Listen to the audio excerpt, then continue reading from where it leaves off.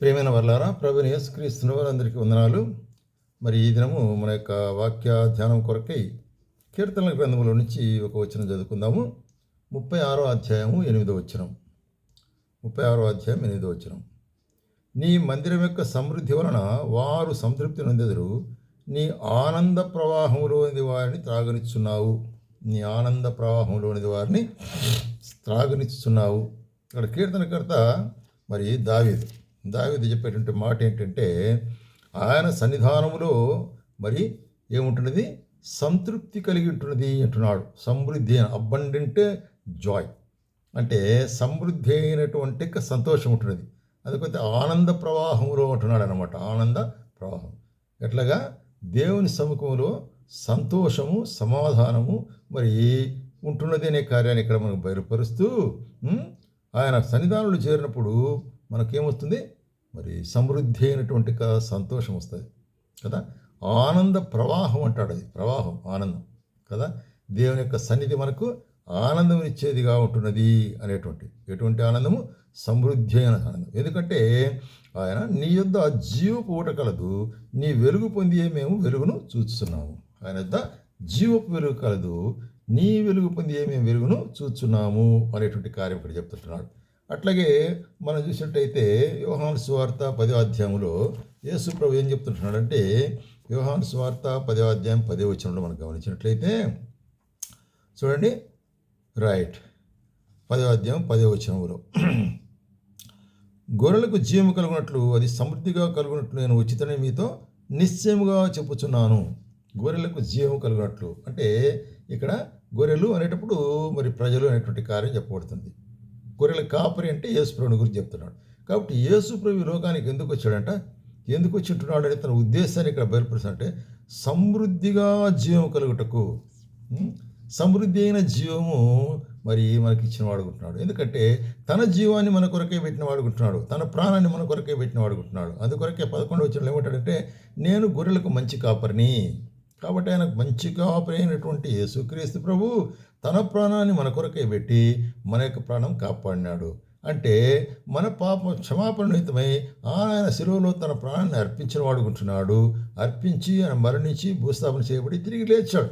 కాబట్టి మనకు జీవము కలిగి ఉంటుంది.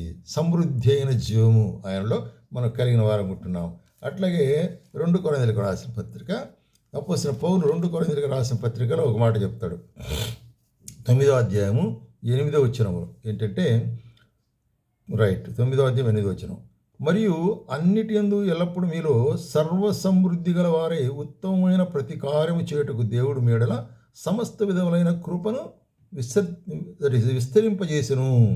సమస్త విధమైన కృప, అబౌండ్ ఇన్ ఆల్ గ్రేస్ అనేటువంటి కార్యం, సమస్తమైన కృప, దేవుని యొక్క సర్వ కృపల ద్వారా మనకేం చేస్తున్నాడు ఆయన, మనలో మరి విస్తారం అంటే తన యొక్క మరి ఉత్తమమైన కార్యాన్ని నెరవేర్చేవాడుకుంటున్నాడు. సమృద్ధి అయినటువంటి యొక్క మరి చూసినట్లయితే కృప అనేటువంటిది, దేవుని కృప లేని మనము జీవించలేము, ఒక్క క్షణం కూడా జీవించలేము. కాబట్టి సర్వకృప అనేది దేవుడు మన పక్షంగా కృప చూపిస్తుంటున్నాడు. ఈ దినం మనం జీవిస్తున్నామంటే దేవాది నీ కృప అనేటువంటి కార్యాన్ని మనం ఎప్పుడు జ్ఞాపకం చేసుకుంటామో అప్పుడు మన హృదయం ఎంతో కృతజ్ఞతతో నిండినదిగా ఉంటుంది. ఒక్కొక్క క్షణము కూడాను మన యొక్క ఈ లోకంలో జీవించే ఒక క్షణం కూడా ఆయన కృప.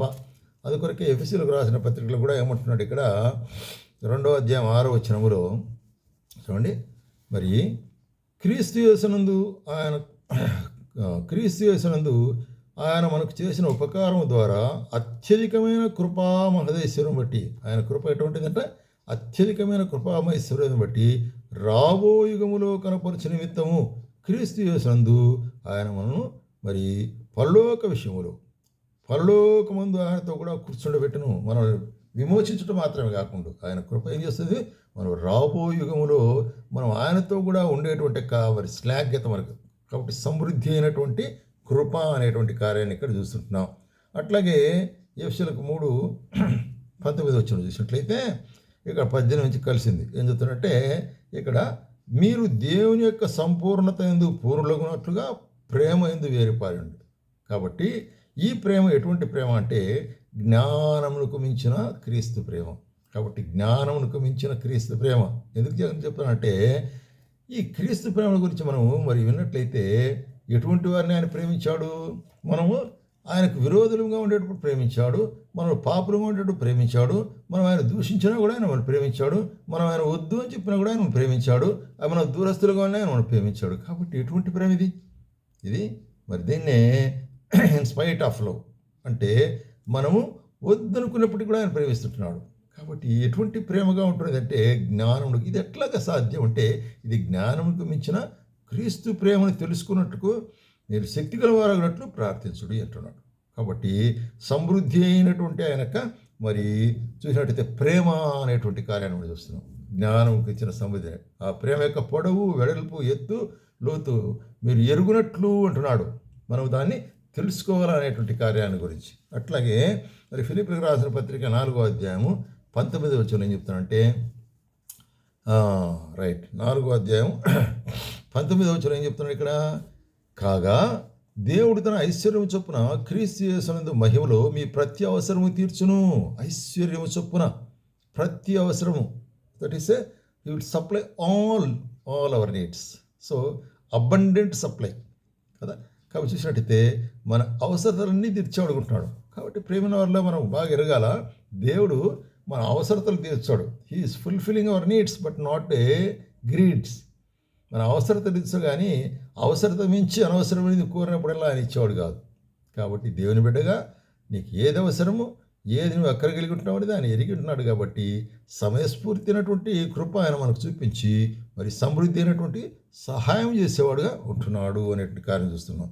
అట్లాగే అదే ఫిలిప్పీయులకు రాసిన పత్రిక 4వ అధ్యాయము 6వ వచనంలో ఏమంటాడంటే చింతన గురించి, మీరు దేని గురించి చింతపడకుడు కానీ ప్రతి విషయంలో ప్రార్థన విజ్ఞాపన చేత కృతజ్ఞతాపూర్వకముగా మీ విన్నపములు దేవునికి తెలియజెప్పు.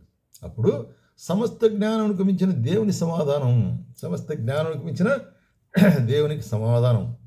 కాబట్టి అబండెంట్ పీస్. కాబట్టి దేవుని యొక్క సమాధానము యేసుక్రీస్తు ద్వారా మీ హృదయములకు తలంపులకు కావలి ఉండును అంటాడు. కాబట్టి అన్ని సందర్భాల్లో చాలేటటువంటి సమాధానం అది.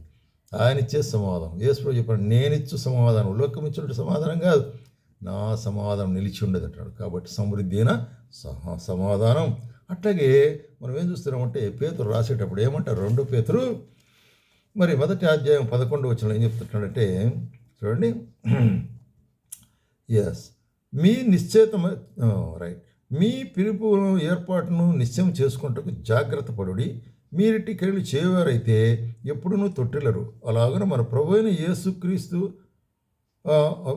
ప్రభువును రక్షకుడైన యేసుక్రీస్తు యొక్క నిత్య రాజ్యంలో మీకు సమృద్ధిగా ప్రవేశం అనుగ్రహించబడ్డాడు.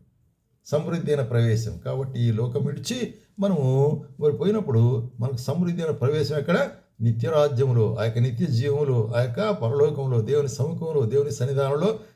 కాబట్టి దేవుని మనకుండే సమృద్ధి అనేటువంటిది ఎటువంటి ఆధిక్యత అంటే మరి సమృద్ధి అయిన సంతోషం, ఆనందప్రావం. రెండవది సమృద్ధి అయిన జీవము. తర్వాత మూడవది సమృద్ధి అయిన కృప.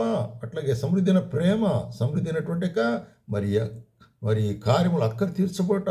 అట్లాగే మరి సమృద్ధి అయినటువంటి సమాధానం అంటే సమృద్ధి అయినటువంటి మరి ఎంట్రెన్స్ అంటే ప్రవేశం, లోకంలో ప్రవేశం మనం కలిగిన వారంగా ఉంటాం. ఆ విధంగా ప్రభు మనకు సహాయం చేయాలి.